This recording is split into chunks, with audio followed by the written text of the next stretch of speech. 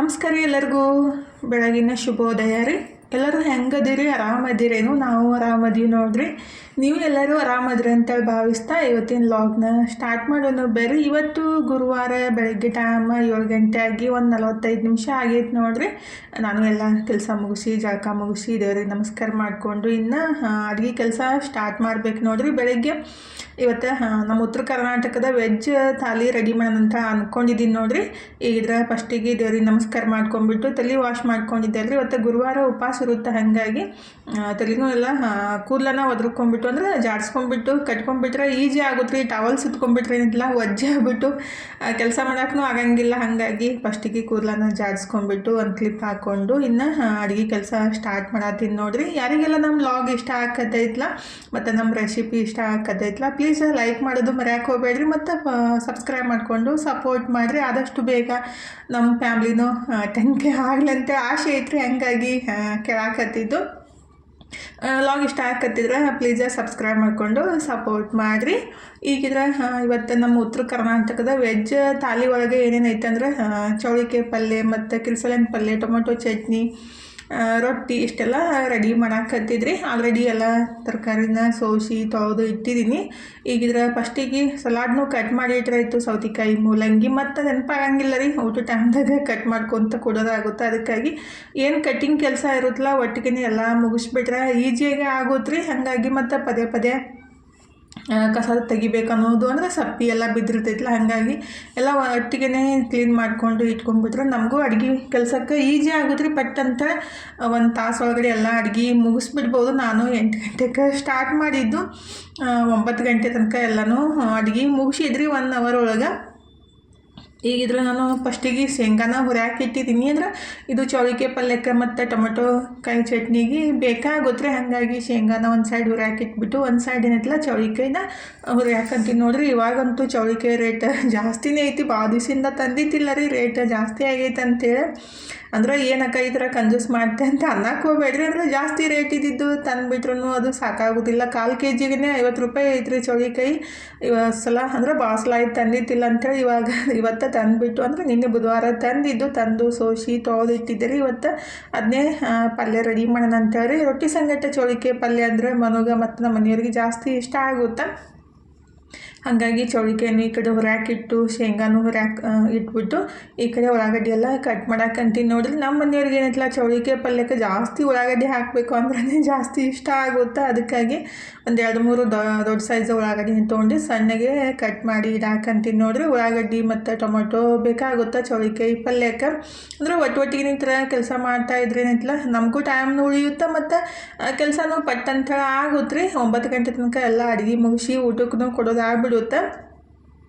ಈಗಿದ್ರೆ ಶೇಂಗಾನು ಮತ್ತು ಚೌಳಿಕಾಯಿನೂ ಹುರ್ಕೊಂತಾರೆ. ಈ ಕಡೆ ನಾನು ಉಳ್ಳಾಗಡ್ಡಿ ಮತ್ತು ಟೊಮೊಟೊ ಕಟ್ ಮಾಡಿಡೋದು ಮತ್ತು ಬೆಳ್ಳುಳ್ಳಿ ಸುಲಿದು ಅದನ್ನೂ ಕುಟ್ಟಿಡೋದು ಈ ಥರ ಮಾಡ್ತಾಯಿದ್ರೆ ಅಂತಲ್ಲ ಟೈಮ್ ಭಾಳ ಜಲ್ದಿ ಅಡುಗೆ ಕೆಲಸ ಮುಗಿಯುತ್ತೆ ರೀ. ಭಾಳ ತನಕ ಅಡುಗೆ ಮನ್ಯಾಗ ನಿಂತು ಅಡುಗೆ ಮಾಡೋದಂದರೆ ಎಲ್ಲ ಹೆಣ್ಮಕ್ಳಿಗೆ ಬೇಸರ. ಇತ್ತೀಚೆಗೆ ಅಂತೂ ಒಂದು 30-35 ವಯಸ್ಸಾಯ್ತಿಲ್ಲೋ ಮಂಡಿ ನೋವು ಬರೋಕೆ ಸ್ಟಾರ್ಟ್ ಆಗಿಬಿಡುತ್ತೆ. ಯಾಕಂದ್ರೆ ಜಾಸ್ತಿ ಹೊತ್ತು ನಾವು ಅಡುಗೆ ಮನೆಯೊಳಗೆ ಒಂದೇ ಜಾಗದ ನಿಂತು ಅಡುಗೆ ಮಾಡ್ತಾ ಇರ್ತೀವಿ. ನನಗೂ ಅಷ್ಟೇ ರೀ. ಇತ್ತೀಚೆಗೆ ಒಂದು ಸ್ವಲ್ಪ ದಿವಸ ಆಯಿತು ಭಾಳ ತನಕ ನಿಂತು ಕೂಡಲೇ ಮಂಡಿ ನೋವು ಸ್ವಲ್ಪ ಬರಾಕತ್ತೈತಿ. ಹಾಗಾಗಿ ಆ ಥರ ನನಗೂ ನೆನಪು ಬಂತ, ಅದಕ್ಕಾಗಿ ಹೇಳಾಕತ್ತಿದ್ದು. ಎಲ್ಲರಿಗೂ ಅನ್ಸುತ್ತಲ್ರಿ ಭಾಳ ತನಕ ನಿಂತಾಗ ಕಾಲು ನೋವು ಬಂದೇ ಬರುತ್ತೆ.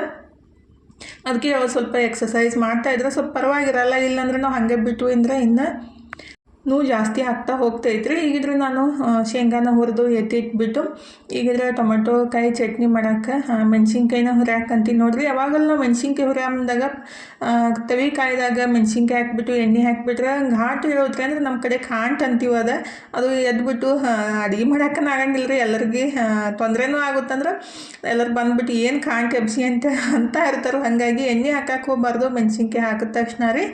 ಈಗಿದ್ರೆ ನಾನು ಸ್ವಲ್ಪ ಮೆಣಸಿನ್ಕಾಯಿ ಹುರಿದಾದ್ಮೇಲೆ ಟೊಮೊಟೊ ಹಾಕಿದ್ದೀನಿ. ಟೊಮೊಟೊ ಹಾಕಿಬಿಟ್ಟು ಆಮೇಲೆ ಎಣ್ಣೆ ಹಾಕಿಬಿಟ್ರೆ ಅಂತಲ್ಲ ಕಾಂಟ್ ಎಳಂಗಿಲ್ಲ ರೀ. ಅಂದರೆ ಏನಕ್ಕ ನೀವು ಕಾಂಟ್ ಅಂತೀರಿ, ನಮ್ಮ ಕಡೆ ಘಾಟ್ ಅಂತೀವಿ. ಅಂದ್ರೆ ನಾವು ಒಂದೊಂದು ಕಡೆ ಒಂದೊಂದು ರೀತಿ ಭಾಷೆ ಇರ್ತಾರೆ ರೀ. ಮನೇನ ಒಬ್ಬರು ಸಿಸ್ಟ್ರ್ ಸೇವಾ ಅಂದಿದ್ದಕ್ಕೆ ಸೇವಾ ಅಲ್ಲದು ಸೇವ್ ಅಂತೇಳಿ ನಮ್ಮ ಕಡೆ ಸೇವಕ್ಕೆ ಸೇವಾನೇ ಅಂತೀವಿ ರೀ. ಆಲ್ಮೋಸ್ಟ್ ನಮ್ಮ ಉತ್ತರ ಕರ್ನಾಟಕ ಮಂದಿಗೆ ಗೊತ್ತಿರುತ್ತೆ ಎಲ್ಲರೂ ಸೇವಾನೇ ಅನ್ನೋದು. ಅಂದರೆ ಒಂದೊಂದು ಭಾಷೆ ಒಂದೊಂದು ಥರ ಚೇಂಜ್ ಆಗ್ತಾ ಇರ್ತಾವೆ ರೀ. ಈಗ ಟೊಮೊಟೊನು ಎಣ್ಣೆ ಹಾಕಿ ಮುಚ್ಚಿಟ್ಟಿದ್ದೀನಿ ಸ್ವಲ್ಪ ಮೆತ್ತಗಾಗಲಿ ಅಂತೇಳಿ.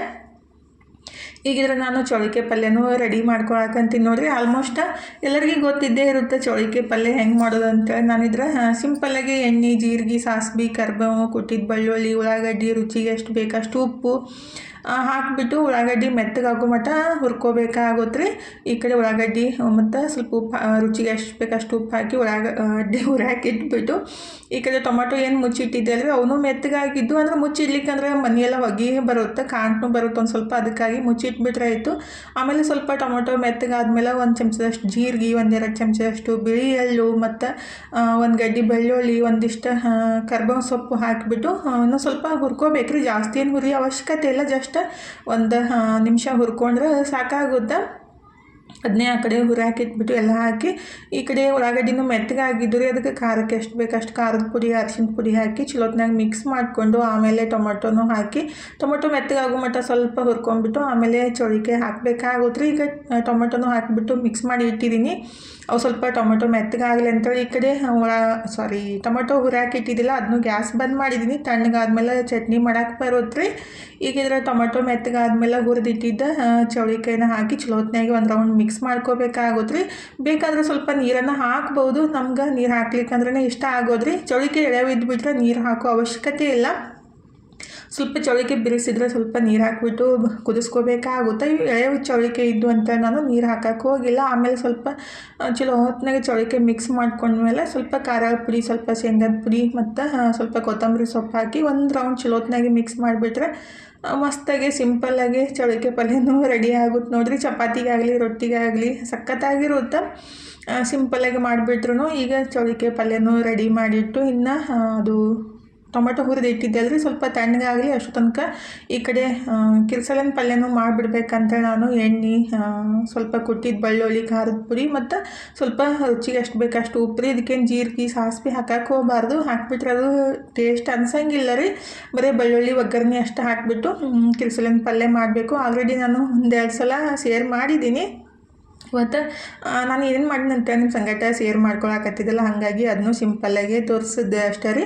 ಅದು ಮಿಕ್ಸ್ ಮಾಡಿಕೊಂಡು ಆಮೇಲೆ ಕಿರ್ಸಲನ್ ಪಲ್ಯ ಹಾಕಿ ಚಲೋತ್ನಾಗ ಮಿಕ್ಸ್ ಮಾಡಿ ಮುಚ್ಚಿಡ್ಬೇಕು ರೀ. ಈ ಕಡೆ ಟೊಮೆಟೊ ಏನು ಹುರಿ ಹಾಕಿಟ್ಟಿದ್ದೀವಲ್ಲ ಅದನ್ನ ಟೊಮೆಟೊ ಮಿಕ್ಸರ್ ಜಾರಿಗೆ ಹಾಕಿ ಕೊತ್ತಂಬರಿ ಮತ್ತು ಸ್ವಲ್ಪ ಬೆಲ್ಲ, ರುಚಿಗೆ ಎಷ್ಟು ಬೇಕಷ್ಟು ಉಪ್ಪು ಹಾಕಿಬಿಟ್ಟು ಮತ್ತು ಶೇಂಗಾ ಹುರಿದಿಟ್ಟಿದ್ದೀವಲ್ಲ ರೀ, ಶೇಂಗಾನು ಒಂದು ಸಣ್ಣ ಬಟ್ಲಷ್ಟು ಶೇಂಗಾನು ಹಾಕಿಬಿಟ್ಟು ಜಸ್ಟ್ ಈ ಥರ ಪಲ್ಸ್ ಮೋಡೊಳಗೆ ಮಿಕ್ಸ್ ಮಾಡ್ಕೋಬೇಕ್ರಿ. ಕಲ್ಯಾಕೆ ಕುಟ್ಟಿದ್ರೆ ಇನ್ನೂ ಬೆಸ್ಟ್, ಇಲ್ಲಾಂದ್ರೆ ಮಿಕ್ಸಿಗೆ ಹಾಕಿಬಿಟ್ಟು ಪಲ್ಸ್ ಮೋಡೊಳಗೆ ಮಿಕ್ಸ್ ಮಾಡ್ಕೋಬೇಕು. ಭಾಳ ಸಣ್ಣ ಮಾಡಿಬಿಟ್ರೆ ಅಂತಲ್ಲ ಚಟ್ನಿದು ಟೇಸ್ಟ್ ಹೋಗ್ಬಿಡುತ್ತೆ ರೀ. ಹಾಗಾಗಿ ಈ ಥರ ಸ್ವಲ್ಪ ತರಿಯಾಗಿದ್ರೇ ಚಟ್ನಿ ಟೇಸ್ಟ್ ಚಲೋ ಅನಿಸೋದು, ಕಲ್ಲಾಗಿ ಕುಡ್ದ್ರ ಥರ ಅನಿಸುತ್ತೆ. ಅದಕ್ಕಾಗಿ ಪಲ್ಸ್ ಮಾಡೋವಾಗ ಮಿಕ್ಸಿಗೆ ಹಾಕಿ ಮಿಕ್ಸ್ ಮಾಡಿಕೊಂಡು ಬಟ್ಲಕ್ಕೂ ಎತ್ತಿಟ್ಬಿಟ್ಟು ಈಗಿದ್ರೆ ಕಿರ್ಸಲನ್ ಪಲ್ಯ ಮುಚ್ಚಿಟ್ಟಿದ್ದೆ ಅಂದರೆ ಈ ಥರ ಎಷ್ಟು ಕಮ್ಮಿ ಆಗೈತೆ ನೋಡಿರಿ. ನಾನು ಕಡಾಯಿಗೆ ಹಾಕೊಂಬಂದಾಗ ಎಷ್ಟೊಕ್ಕನೇ ಅನ್ಸಾಕತ್ತಿತ್ತಲ್ಲ, ಅದು ಎಲ್ಲ ಬೆಂದ ಮೇಲೆ ಸ್ವಲ್ಪ ಕ್ವಾಂಟಿಟಿ ಒಳಗೆ ಆಗುತ್ತೆ. ಆಮೇಲೆ ಚಲೋತ್ನಾಗ ಒಂದು ರೌಂಡ್ ಮಿಕ್ಸ್ ಮಾಡಿಕೊಂಡು ಬೇಕಾದರೆ ಸ್ವಲ್ಪ ಶೇಂಗಾದ ಪುಡಿ ಹಾಕ್ಬೋದು. ಅಂದರೆ ನಮ್ಮ ಉತ್ತರ ಕರ್ನಾಟಕ ಮಂದಿ ಸ್ವಲ್ಪ ಎಲ್ಲದಕ್ಕೂ ಶೇಂಗಾದ ಪುಡಿ ಬಳಸೋದ್ರಿ. ಏನಕ್ಕ ನೀವು ಎಲ್ಲದಕ್ಕೂ ಶೇಂಗಾದ ಪುಡಿ ಬಳಸ್ತೀರಿ ಅಂತ ನೀವು ಅಂತೀರಿ, ಬಟ್ ಅದು ರೂಢಿ ಮೇಲೆ ಹೋಗೋದ್ರಿ. ಇಷ್ಟ ಇದ್ರೆ ಬಳಸ್ಬೋದು, ಇಲ್ಲ ಹಂಗೆ ಸರ್ವ್ ಆದರೂ ಮಾಡ್ಬೋದು. ಅದು ಅವ್ರಿಗೆ ಬಿಟ್ಟಿದ್ದಲ್ರಿ, ಅವ್ರ ಟೇಸ್ಟ್ ಅನುಸಾರ ಹಾಕ್ಬೋದು ಇಲ್ಲ ಬಿಡ್ಬೋದು. ನಾನು ಸ್ವಲ್ಪ ಹಾಕಿದ್ದೀನಿ, ಹಾಕಿ ಮಿಕ್ಸ್ ಮಾಡಿಕೊಂಡು ಅದನ್ನು ದೊಡ್ಡ ಕಡಾಯಿ ಒಳಗಿತ್ತಲ್ಲ ಸ್ವಲ್ಪ ಸಣ್ಣ ಬೊಗೋಣಿ ಒಳಗೆ ಎತ್ತಿ ಇಟ್ಟಿದ್ದೀನಿ.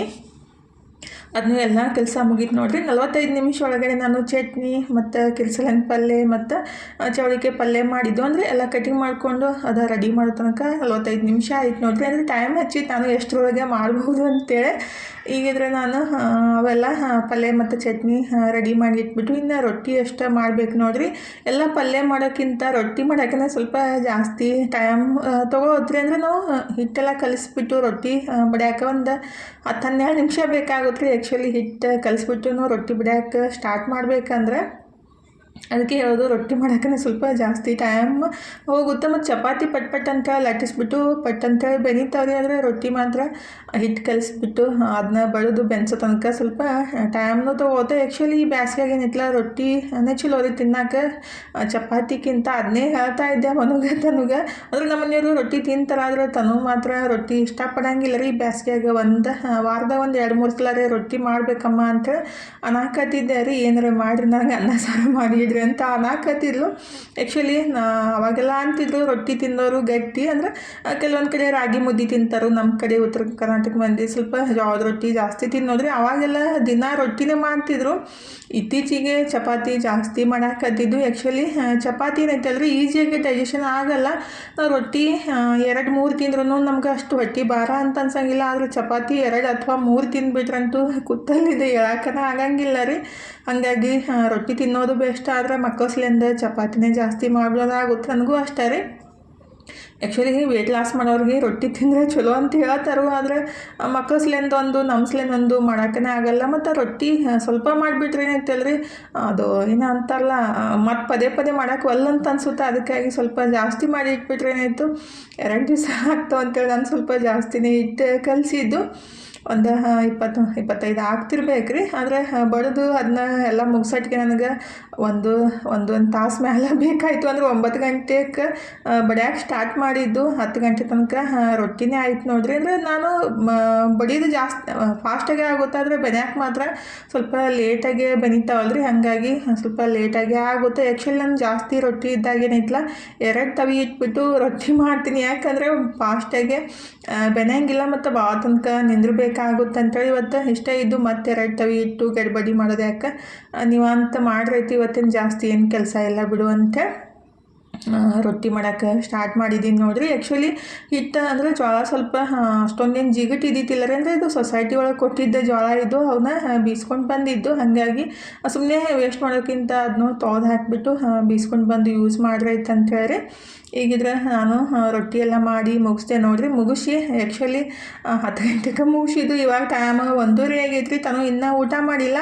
ಅಂದರೆ ಓದ್ಕೊತ ಕುಂತಿದ್ಲು. ರೊಟ್ಟಿ ಮಾಡಿದ್ನಲ್ಲ ಹಾಗಾಗಿ ಇಷ್ಟ ಇಲ್ಲಾರ ಬಟ್ಟಕ್ಕೆ ಸುಮ್ಮನೆ ಕುಂತಿದ್ಲು. ಮತ್ತು ಇವಾಗ ಟೊಮೆಟೊ ರಸಮ್ಮ ಮತ್ತು ರೈಸ್ನೂ ಮಾಡಿದ್ರಿ. ಹಾಗಾಗಿ ಊಟಕ್ಕೆ ಹೇಳಮ್ಮ ಅಂತ ಅಂದ್ಕೂಡಲೇ ಊಟ ಮಾಡೋಕ್ಕಂತಾಳು.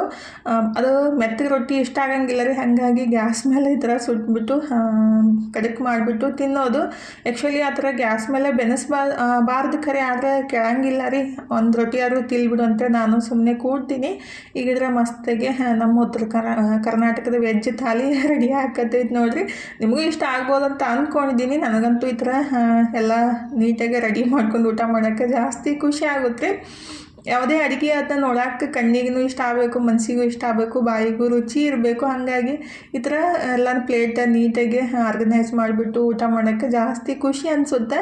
ಹಾಗಾಗಿ ನಾನು ಈ ಥರ ಎಲ್ಲನೂ ಪ್ಲೇಟ್ ರೆಡಿ ಮಾಡ್ಕೊಂಡಿದ್ದು ನೋಡಿರಿ. 1:30ಗೆ ಊಟ ಮಾಡಿದ್ದು. ಅಂದರೆ ಬೆಳಗ್ಗೆ ಏನೂ ತಿಂದಿತ್ತಿಲ್ಲ ರೀ. ಇವತ್ತು ಚಾನೂ ಕುಡಿದಿತ್ತಿಲ್ಲ. ಒಟ್ಟಿಗೆ 1:30ಗೆ ಊಟ ಮಾಡಿಬಿಟ್ರೈತಿ. ಇವಾಗ ಸಂಜೆಗೂ ಬೇಡ ಮುಂಜಾನೆನೂ ಬೇಡ ಅಂತೇಳಿ 1:30ಗೆ ಮಸ್ತಾಗಿ ಊಟ ಎಲ್ಲ ಮುಗಿಸ್ಬಿಟ್ಟು ಟೈಮ್ ಈಗ 7 ಗಂಟೆ ಆಗೈತೆ ನೋಡ್ರಿ. ಅಂದ್ರೆ ಬಡ್ಡಿ ಎಲ್ಲ ಬಾಂಡೆ ಅದು ಇದು ಏನು ಕೆಲಸ ಇರ್ತಾವಲ್ಲ ಎಲ್ಲ ಕೆಲಸ ಮುಗಿಸ್ಕೊಂಡ್ಬಿಟ್ಟು ನೀವು ಅಂತಾಗಿ ಇವಾಗ ಕೈಕಾಲು ಮುಖ ತಗೊಂಡು ದೇವ್ರ ಮುಂದೆ ದೀಪ ಹಚ್ಬಿಟ್ಟು 7 ಗಂಟೆಗೆ ಚಹಾ ಮಾಡಿಬಿಟ್ಟು ಕುಡಿಯಾಕಂತೀನಿ ನೋಡ್ರಿ. ಇವಾಗ ಚಹಾ ಕುಡಿದ್ಬಿಟ್ಟು 8-8:30 ಎಲ್ಲ ಮನ್ಕೊಂಬಿಡೋದು. ಅಂದರೆ ಸಂಜೆ ಊಟ ಏನು ಇದ್ದಿತ್ತಿಲ್ಲ ಮತ್ತು ಅಡುಗೆನೂ ಏನೂ ಇದ್ದಿತ್ತಿಲ್ಲ ರೀ. ಅಡುಗೆ ಮಾಡಿಟ್ಟಿದ್ದು ಇನ್ನು ಹಂಗೈತಿ. ನಾನು ಒಂದು ಟೈಮ್ ಅಷ್ಟೇ ಊಟ ಮಾಡಿದ್ದು, ನಮ್ಮ ಮನೆಯವರು 1 ಟೈಮ್ ಅಷ್ಟೇ ಊಟ ಮಾಡಿದ್ದು. ಹಾಗಾಗಿ ಅಡುಗೆ ಎಲ್ಲ ಇತ್ತಲ್ಲ ಅಂತ ಅಡುಗೆ ಮಾಡೋ ಟೆನ್ಷನ್ ಇದ್ದಿತ್ತಿಲ್ಲ. ಆದರೆ ನನ್ನ ಮಗಳಿಗೆ ಅದನ್ನ ಊಟ ಮಾಡೋಕ್ಕೆ ಇಷ್ಟ ಇದ್ದಿತ್ತಿಲ್ಲ. ಅದಕ್ಕಾಗಿ ಅನ್ನ ಇತ್ತಲ್ಲ ಅನ್ನಕ್ಕೆ ಮಜ್ಜಿಗೆ ಮಾಡಿ ಅದಕ್ಕೆ ಮಿಕ್ಸ್ ಮಾಡ್ಕೊಂಡ್ಬಿಟ್ಟು ಅದಕ್ಕೆ ಬಟಾಟಿ ಭರ್ತ ಮಾಡ್ಕೊಂಡ್ಬಿಟ್ಟು ಊಟ ಮಾಡೋಕ್ಕೆ ಅಂತ ಹಂಗಾಗಿ ಅದನ್ನೇ ರೆಡಿ ಮಾಡೋಕತ್ತಿದ್ಲು. ಇದನ್ನೆಲ್ಲ ಆಯ್ತಲ್ಲಮ್ಮ ಯಾಕೆ ಮಾಡೋಕತ್ತಿ ಅಂತ ನಾನು ಅಂದ್ಕೂಡಲೇ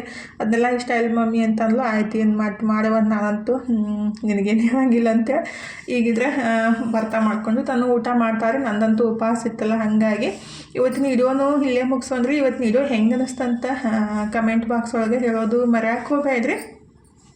ಇದು ಇಷ್ಟ ಆಗಿದ್ರೆ ಲೈಕ್ ಮಾಡಿ, ಶೇರ್ ಮಾಡಿ, ಸಬ್ಸ್ಕ್ರೈಬ್ ಮಾಡ್ಕೊಂಡು ಸಪೋರ್ಟ್ ಮಾಡಿರಿ. ಅಂದರೆ ನಮ್ಮ ಡೈಲಿ ರೂಟೀನ್ ಏನಿರುತ್ತಲ್ಲ ಅಷ್ಟೇ ಶೇರ್ ಮಾಡಿರ್ತೀನಿ. ಅಂದರೆ ಸಿಂಪಲ್ಲಾಗಿ ನಾನು ಶೇರ್ ಮಾಡ್ಕೊಳಕ್ಕೆ ಇಷ್ಟಪಡ್ತೀನಿ ರೀ. ನಿಮಗೂ ಇಷ್ಟ ಆಗತ್ತಿದ್ರೆ ಪ್ಲೀಸ್ ಫಾಲೋ ಮಾಡ್ಕೊರಿ. ಅಂದರೆ ಸಬ್ಸ್ಕ್ರೈಬ್ ಮಾಡ್ಕೊಂಡು ಸಪೋರ್ಟ್ ಮಾಡಿರಿ. ಇಷ್ಟೊಂದು ವಿಡಿಯೋ ನೋಡಿದ್ದಕ್ಕೆ ತಮ್ಮೆಲ್ಲರಿಗೂ ಹೃದಯದ ತುಂಬ ಧನ್ಯವಾದಗಳು ರೀ. ಥ್ಯಾಂಕ್ ಯು ಫಾರ್ ವಾಚಿಂಗ್ ರೀ. ನಮಸ್ಕಾರ ರೀ. ಹೋಗಿ ಬರ್ತೀವಿ ರೀ. ಮತ್ತೆ ಹೊಸ ಲಾಗ್ ಜೊತೆಗೆ ಸಿಗ್ತೀವಿ ರೀ. ಎಲ್ಲರಿಗೂ ಬಾಯ್ ಬಾಯ್ ರೀ. Take care.